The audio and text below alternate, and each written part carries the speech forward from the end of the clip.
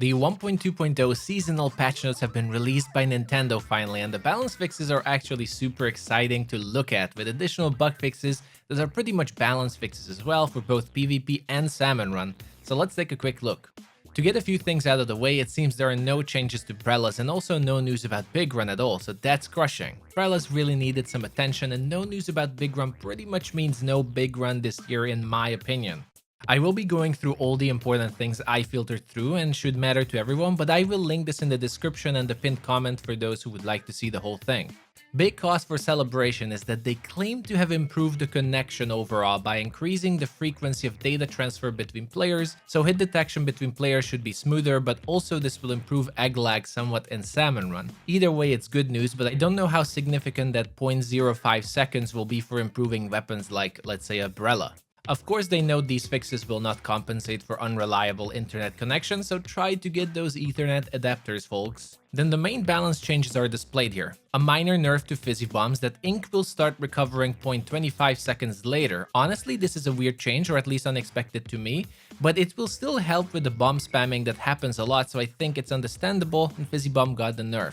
Now the weapon changes feel underwhelming to me. Flingza, Sloshing Machine, and Reflux will now need 10 more points to charge their specials, which I guess for the Sloshing and the Flingza will be visible, but I doubt those 10 points will be any more visible in a Reflux, so I think they will still be very much able to spam those Tanta missiles. Then we have some minor changes to Splatfest, nothing big like it will now show your team affiliation when you're playing against others so you know which team you're facing, if it isn't obvious already. And they also have some bug fixes below, but sadly no balance patch or any major change for Splatfest, so November Splatfest will pretty much be the same as the last one, so don't expect anything major. Then they know these as other changes. Basically, they improved matchmaking so it should take less time for everyone to find matches, and they finally also added a cancel button when you click keep going between matches so you're not forced to play on when you change your mind, which is a really welcome change. They also added support for the November amiibos that are coming, and they are stating this is the big patch for now and the next one will be only in December. The aim of the current patch was to reduce the playstyle of spamming sub-weapons and specials through changes and bug fixes that we will read soon, and additionally they wanted to improve the connection and matchmaking, but that is awesome that they actually noticed the sub-weapon spamming that has been happening.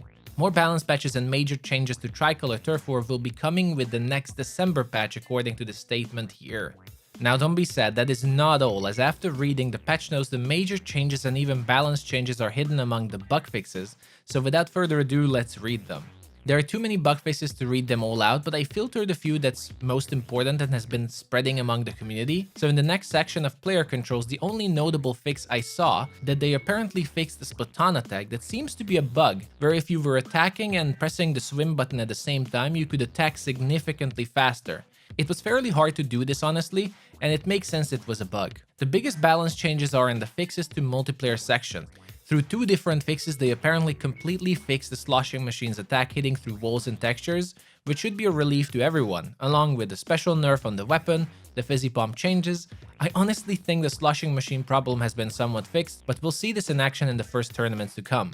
Then absolutely massive changes to the Ultra Stem through at least 9 different fixes, increasing its armor, protecting the user from bombs and charger shots that did not do this properly before. Fixes to its hit detection that it would not deal damage or paint the ground from certain hits are also fixed. And at the same time, the same changes have been applied to the Ultra Stem's throw through having better hit detection. And now if all of this is correct, the Ultra Stem should be very viable.